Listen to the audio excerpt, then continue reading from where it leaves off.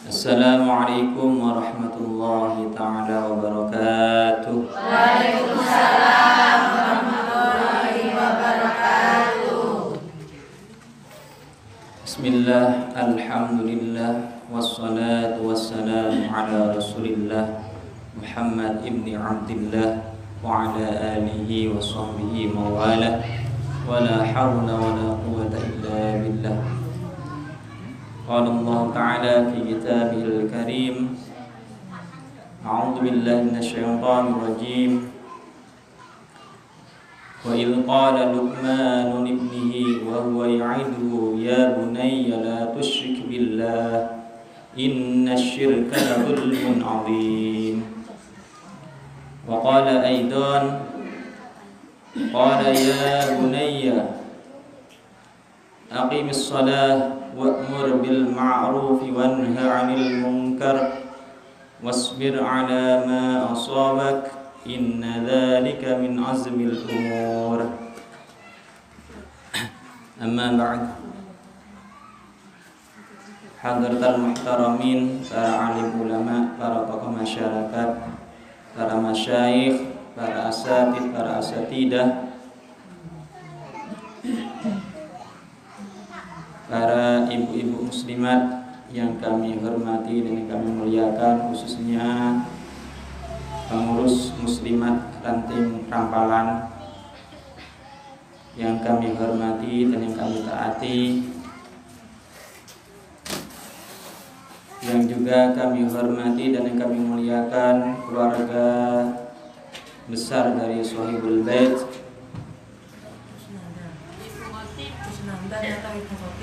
Ibu Khotim sekeluarga. Mudah-mudahan dengan hadirnya kita di rumah Shahibul Bait ini membawa keberkahan bagi penghuninya,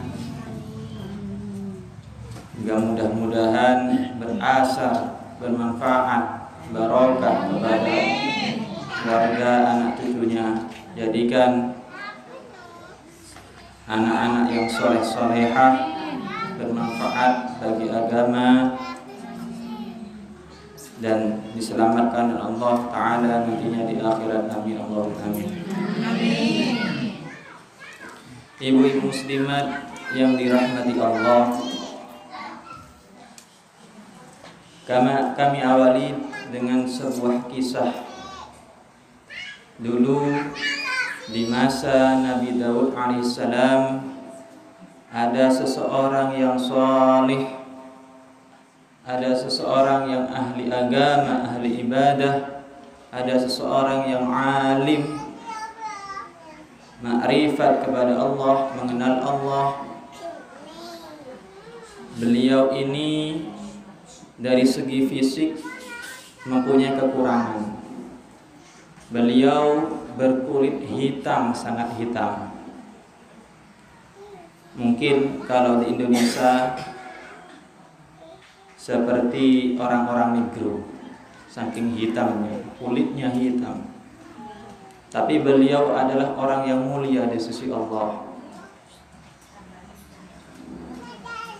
Bahkan setiap ungkapan yang keluar dari lisannya semua mengandung hikmah dan menjadi berwibawa ketika melantunkan hikmah-hikmah itu. Beliau pernah ditawari oleh Allah Subhanahu wa ta'ala khaira, dikasih pilihan, kamu mau saya jadikan nabi atau ahli hikmah? Ya Allah, saya tidak suka dengan ujian yang berat-berat. Saya ingin yang ringan saja. Biarlah saya lebih memilih hikmah daripada kenabian. Akhirnya memilih hikmah. Setiap ungkapan, setiap ucapan yang dilontarkan ini langsung meresap ke dalam hati yang mendengarnya. Dan pada saat itu juga Allah memberikan kenabian tersebut kepada Nabi Daud alaihissalam. Dan hamba ini termasuk umatnya Nabi Daud alaihissalam. Siapa beliau? beliau adalah Luqman Hakim yang namanya disebut-sebut dalam Al-Quran, harum, dipuji-puji oleh Allah di dalam Al-Quran. Wa idh qala Luqmanu libnihi ya bunayya la tusyrik billah. Bahkan selain pujian-pujian yang Allah sebut dalam Al-Quran untuk beliau termasuk penata hati, beliau termasuk pemberi mau'idhah yang sangat hebat, pemberi nasihat kepada anak-anaknya sehingga menjadi orang-orang mulia di sisi Allah. Mudah-mudahan dengan barokahnya seorang ulama, seorang soleh yang bernama Luqman Hakim, anak-anak cucu kita jadikan anak-anak yang soleh solehah, jadikan ulama minal alimin al-amilin, sehingga bermanfaat di dunia dan di akhirat. Amin Allahumma amin. Ibu-ibu muslimat yang dirahmati Allah, apa pesan-pesan dari seorang hamba Luqman Hakim ini kepada anak-anaknya? Ternyata ini bisa menjadi bekal kita mendidik seorang anak atau cucu-cucu kita. Kalau kita bisa meniru beliau, jejak langkah beliau, maka insya Allah anak-anak cucu kita benar-benar menjadi anak yang soleh solehah, dibanggakan oleh Rasulullah SAW. Pesan pertama yang disampaikan oleh Luqman Hakim kepada putranya, yakni disebutkan dalam Al-Quran, wa qala Luqmanu libnihi wa huwa ya'iduhu ya bunayya la tusyrik billah. Pesan pertama, janganlah kamu syirik kepada Allah, jangan menyekutukan Allah wahai anakku, kata Luqman Hakim. Ini sebuah pelajaran menjadi bekal kita untuk mendidik anak. Pertama yang harus dididik untuk anak, tauhid. Sejak lahir bisa bicara, bisa mengenal orang, bisa mengerti, meniru gerak-gerik orang. Tauhidlah yang harus kita tanamkan pertama. Kita kenalkan Allah, siapa Tuhannya? Allah. Kita kenalkan nabinya, siapa nabinya? Nabi Muhammad SAW. Kita kenalkan agamanya, agama Islam. Kita kenalkan suri Taulah dan para sahabat-sahabat Nabi. Mereka adalah pewaris akhlaknya Nabi. Kita kenalkan suri Taulah dan yang baik. Tapi bekal pertama yang terpenting ada tauhid.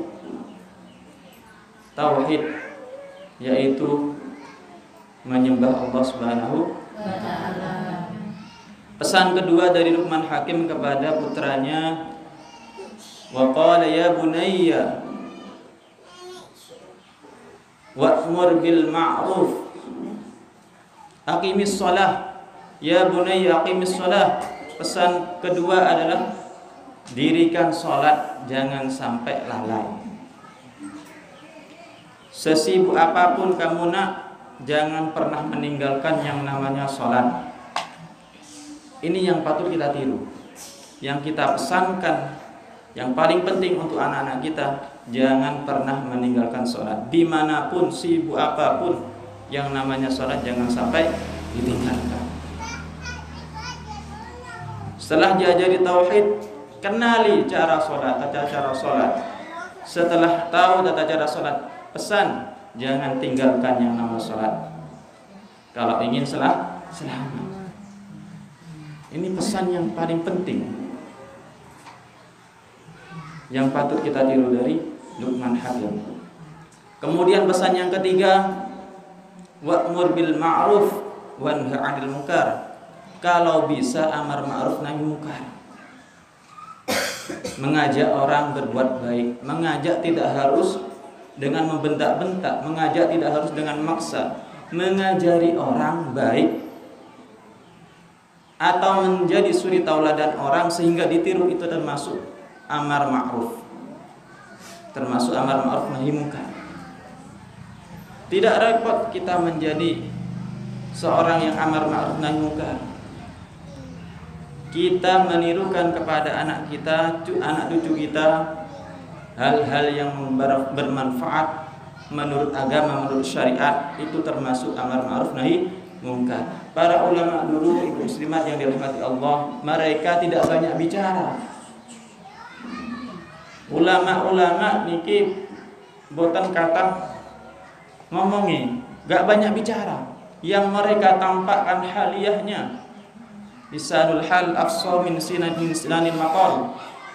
Karena pribadi, perilaku, akhlak yang mulia itu yang paling banyak membekas kepada orang lain, yang paling banyak bermanfaat kepada orang lain, dan yang lebih mudah ditiru oleh orang lain daripada ucapan-ucapan.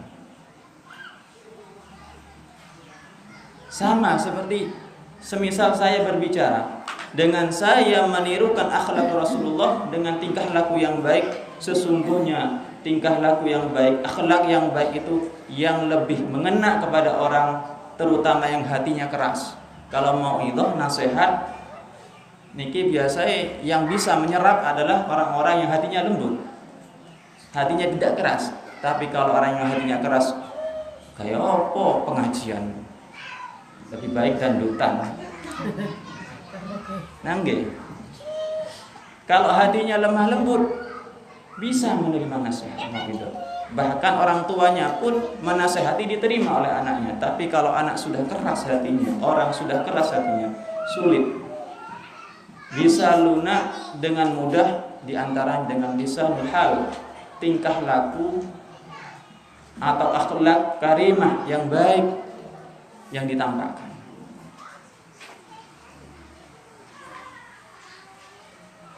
Ini yang banyak dicontohkan oleh ulama-ulama kita. Kemudian singkat pesan yang ketiga, wasbir ala ma asabak inna dzalika min azmil umur. Pesan dari Luqman Hakim kepada putranya, sabarlah kamu atas apa-apa yang menimpa, musibah-musibah yang menimpa kamu. Ulama ini mengkategorikan sabar ada 3. Yang pertama, sabar alal masaib, atas musibah-musibah. Yang kedua, sabar ala ta'ah, atas ketaatan-ketaatan. Dan yang ketiga, sabar alal maksiyah, sabar untuk bisa meninggalkan maksiat. Ini semuanya sabar, sami-sami sabar. Kalau bisa sabar, bisa sukses, berhasil. Cobalah kita taat kepada Allah semisal dengan beribadah, bangun malam, sholat paling tidak 2 rakaat semisal. Kalau kita tidak sabar untuk bisa bangun malam, tidak memaksakan jiwa ini untuk bisa bangun di malam hari, intinya kita tidak sabar untuk menggerakkan jiwa kita, maka tidak akan pernah terlaksana yang namanya sholat malam. Kita mau ngaji Al-Quran, males.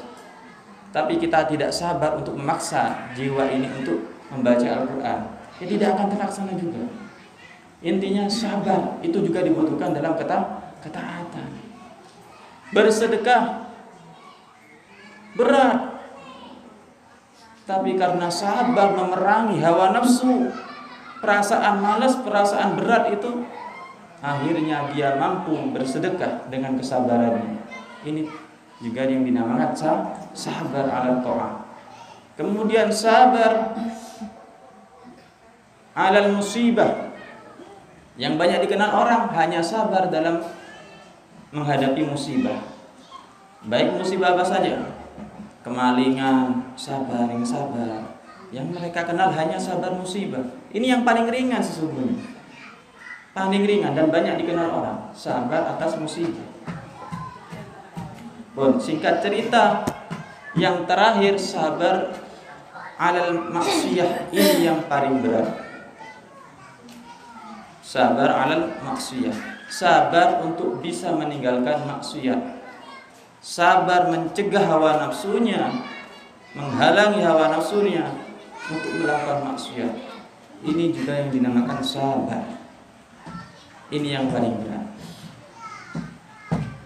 Sampai Al-Imam Abdullah bin Awil Al-Haddad ini pernah berkomentar, nanti di akhir zaman akan banyak orang-orang yang menganggap ketaatan yang sedikit, yang kecil dianggap sulit, yang sedikit dianggap banyak. Ngaji Al-Quran 1 lembar sedikit, tapi karena mereka menganggapnya merupakan sesuatu hal yang banyak, berat menurut nafsu. Berat menurut nafsu. Sholat sunnah, padahal yang ringan, hal yang ringan. Tapi karena mereka di akhir zaman, umat-umat Nabi Muhammad menganggapnya satu hal yang berat karena termasuk amalan akhirat, maka malas, berat. Padahal ringan, sholat sunnah 2 rakaat ini terasa berat menurut kita. Nggih. Nggih, leres nggih. Padahal kata Nabi Nuh, umatku rata-rata umurnya ratusan tahun, bahkan nyampe 1000 tahun. Nabi Nuh saja umurnya 1000 tahun lebih, 1010 tahun. Dan dakwahnya hampir 1000 tahun kepada umatnya. Umatnya sampai berkomentar, wahai Nabi Nuh, seandainya anak saya, putri saya, kata ibu-ibu, putri saya bisa hidup lebih dari 300 tahun, saya ingin seperti itu, tolong hidupkan lagi. Katanya ibu-ibu yang bertanya kepada Nabi Nuh alaihissalam. Berapa umurnya? Kata Nabi Nuh, ditanyakan 300 tahun. 300 tahun itu yang lama sudah. Kamu tidak terima dengan takdirnya Allah. Padahal nanti umat terakhir, umat Nabi Muhammad, rata-rata tidak kurang atau tidak lebih dari 60 tahun. Kalau nggak kurang dari 60 tahun, lebih dari 60 tahun. Lebihnya bonus. Bonus, okay. Karena mengukur dengan nabinya. Biar Nabi Muhammad umur 62 atau 63 tahun wafat. Lebih dari itu berarti termasuk bonus. Hitung puluh bonus. Okay. Bonus sampai 100 tahun ini bonus. Terbonus. Karena mengukur dari nabinya. Padahal umat-umat di akhir zaman nanti, umat Nabi Muhammad itu umurnya hanya sebentar, tapi mereka menganggap akhirat itu jauh lebih berat, lebih sulit, meskipun sedikit, meskipun ringan daripada dunia. Dunia dianggap ringan meskipun banyak, meskipun berat. Kerja seharian penuh, tapi mereka ketika pulang sudah seperti biasa-biasa, tidak menganggap hal yang berat, bahkan tidak merasakan payah sama sekali. Tapi ketika melaksanakan perintah Allah, akhirat, ngaji saja 1 lembar berat, lebih berat daripada kerja sehari penuh. Nangge, paculan sawah mulai isuk sampai duhur, boten kerasa. Pulang tidur, nyantai, makan, gak terasa. Besoknya kerja lagi, tiap hari sampai 1 bulan penuh, full, terasa ringan. Tapi baca Quran 1 lembar niku terasa berat. Niki bukti nih. Bukti ini. Di akhir zaman nanti umat Nabi Muhammad seperti ini sudah. Sesuatu yang sedikit yang menunjukkan akhirat, menuju akhirat itu lebih berat daripada sesuatu yang banyak yang menunjukkan keduniaan.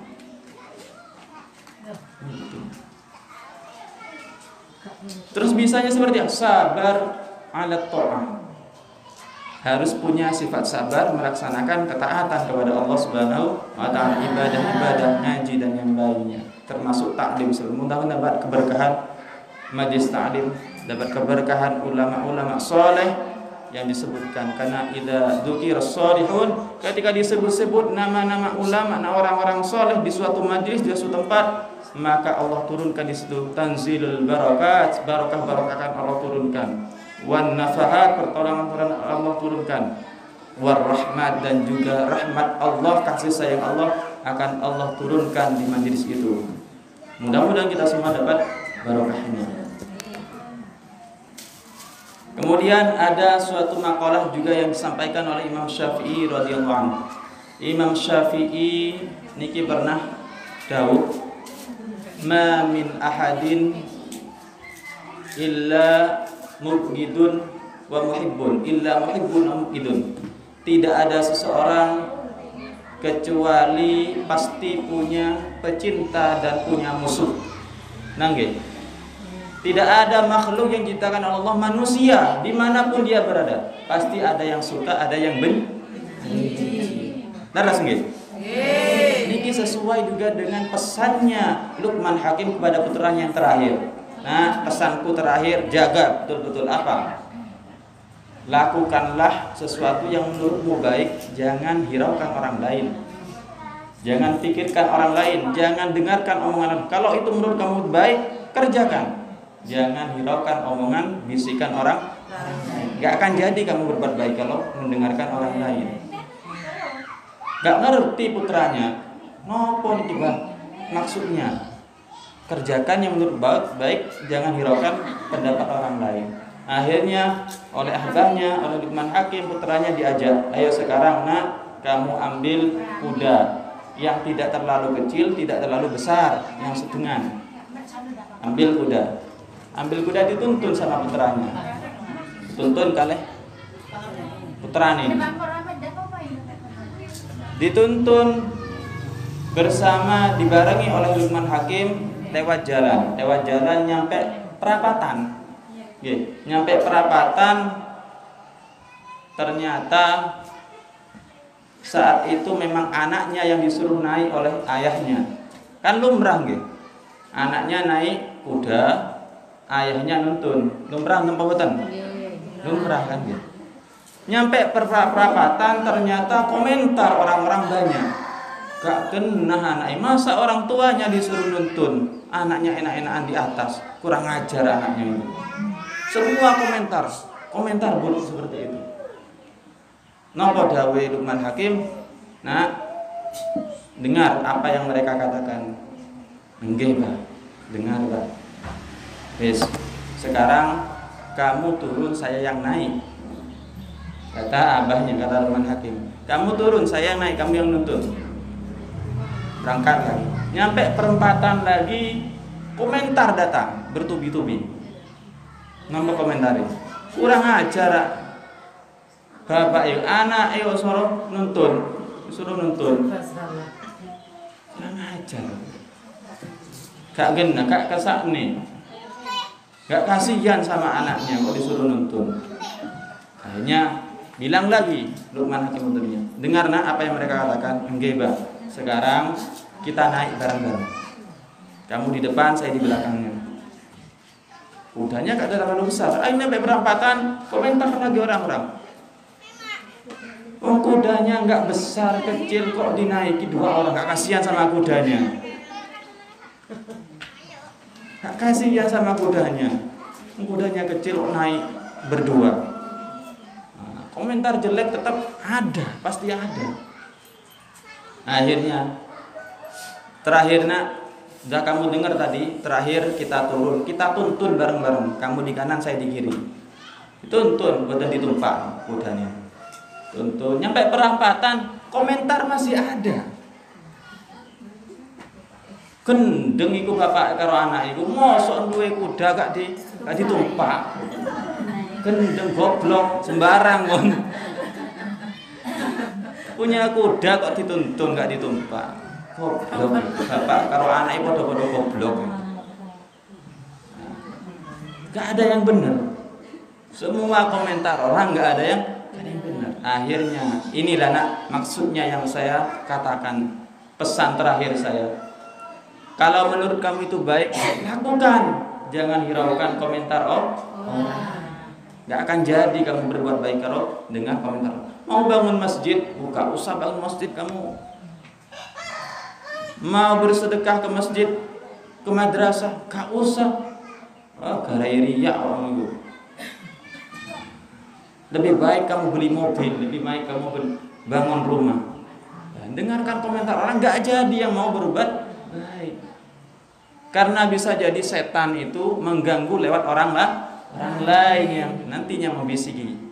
Gagal, terus seperti itu. Kalau menurut kita sudah kita pikir-pikiran matang-matang, berbuat baik itu sudah baik, lakukan, kerjakan. Makanya Imam Syafi'i berpesan juga, apabila seperti itu kenyataannya, bahwasanya seorang pasti punya pecinta dan pasti punya musuh, punya yang senang, punya yang benci, ada yang benci, ada yang senang. Maka gimana? Fa idza kana hakadha fanzur ma yuslihuka faf'al wada'in nas. Maka pikirkanlah matang-matang apa yang baik menurut kamu, kerjakan itu dan tinggalkan komentar orang. Ini pesannya Imam Syafi'i juga laras sami kali pesannya Luqman Hakim. Terus apa yang bisa selamat kalau seperti itu kenyataannya? Innahu laisa ila salamah min sabil. Gak ada yang bisa menyelamatkan, cara yang bisa menyelamatkan kalau kenyataannya seperti itu. Gak ada, kecuali apa? Fakun ma'ahli ta'atillah. Kecuali kamu sering berkumpul dengan orang-orang baik, orang-orang yang menjalankan ketaatan kepada Allah. Kumpul muslimatan, kumpul pengajian, kumpul jamaah, kumpul kalih tiang-tiang sengsa saleh. Niki diantaranya yang bisa menyelamatkan.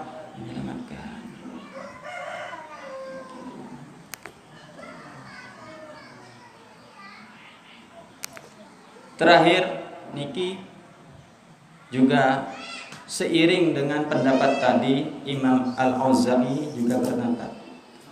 Imam Al-Auza'i niki tiang alim, ahli ibadah, ahli puasa, termasuk orang yang dimasyhur, dikenal kebaikannya di dunia keilmuan. Imam Al-Auza'i niki pernah nate tanglet kalih tiang nggih, termasuk temannya, teman akrabnya, sama-sama orang solehnya.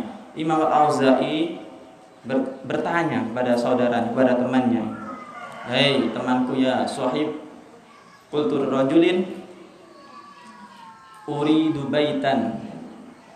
Saya ingin bangun rumah, kawan. Tahu Imam Al-Auza'i, uridu baitan bijiwarin nas la yagtabun wala yahsudun wala yagdabun.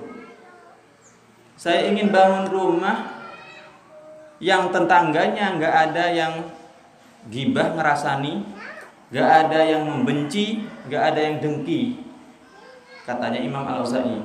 Karena melihat kenyataannya umat Rasulullah niki memang pasti ada yang benci, ada yang senang. Saya ingin bangun rumah, di mana saya kira-kira bisa bangun rumah? Di situ tidak ada orang yang benci sama saya, tidak ada yang ngerasani saya, tidak ada yang hasud dengki kepada saya. Wonten kira-kira. Banyak. Di mana kira-kira tempat seperti itu? Tapi temannya ini termasuk orang soleh, orang alim juga. Akhirnya temannya Imam Al-Auza'i ini niki menjawab, ada tempat, ikut saya. Fa'akhadani rajul, ikut saya, katanya saudara atau temannya Imam Al-Auza'i, ikut saya. Dibawa teng pundi? Ternyata dibawa ilal maqbarah, kuburan.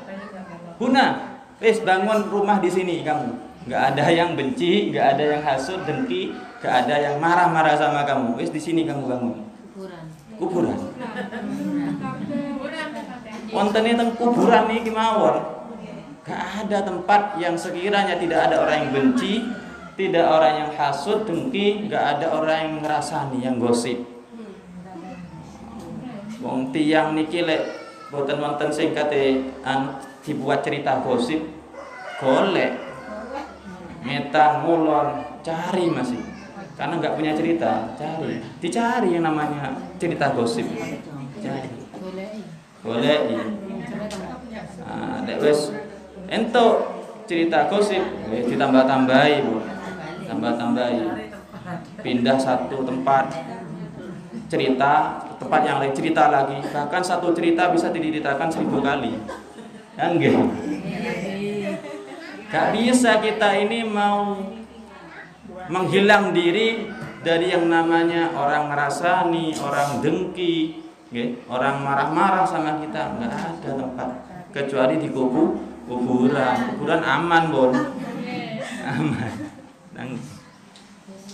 Ini cerdas temannya Imam Al-Auza'i. Di kuburan ini solusinya. Gawe omah ning kene tenang kok. Jadi dulu kunci.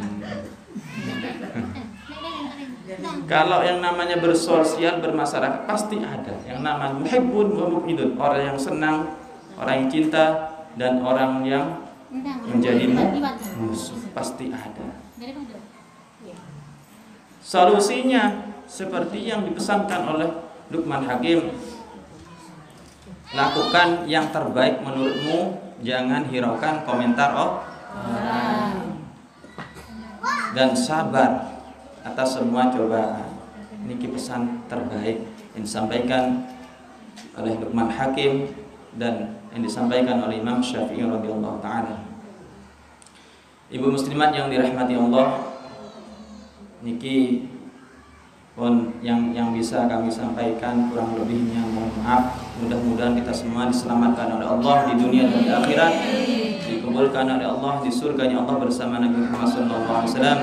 Anak-anak cucu kita mudah-mudahan khususnya juga Shahibul Bait, mudah-mudahan dijadikan anak yang soleh-solehah, berilmu, beragama, dan mudah-mudahan bisa menyenangkan baginda Nabi besar Muhammad SAW, sehingga juga termasuk orang yang mendapat rahmat Allah di dunia dan di akhirat, di surganya Allah. Amin Allahumma amin. Hadanallahu wa iyyakum. Assalamualaikum warahmatullahi wabarakatuh. Bismillahirrahmanirrahim. Alhamdulillahirabbil alamin. Hamdan yu'afi an bihamdihi ya rabbana alhamdulillah. Allahumma salli ala sayyidina Muhammadin tawfiru biha dzunub wa tasluhu biha al-qulub wa tanṭaliqu biha as-subatan ila yasur wa ala alihi washabihi man ilaihi masub. Allahumma inna nas'aluka al-'afwa wal 'afiyah fid din wad dunya wal akhirah. Allahumma sallimna wal muslimin. Allahumma fir ummatina Muhammad. Allahumma astur ummatina Muhammad. Allahumma ajbur ummatina Muhammad. Allahumma aslih ummatina Muhammad. Allahumma farij ummatina Muhammad. Allahumma 'afi 'an ummatina Muhammad. Allahumma nawwir qulubana binuril iman. Allahumma nawwir qulubana binil Islam. Allahumma nawwir qulubana binul Quran. Allahumma khatim lana bil iman. Allahumma khatim lana bil Islam. Allahumma khatim lana bi husnil khatimah. Allahumma iftah alaina futuhal arifin waj'alna khalisan laka liwajhika. Allahumma inna na'udzubika min 'ilmin la yanfa' wa qalbin la yakhsha wa 'amalin la yarfa' wa 'an istashba. Rabbana la tuzigh qulubana ba'da idh hadaytana wa hab lana min rabbana hasanatan wa qina adhaban nar. Sallallahu alaihi wa Muhammadin wa alihi wasallam. Subhana rabbika rabbil izzati 'amma yasifun wa salamun 'alal mursalin walhamdulillahi rabbil alamin. Fatiha.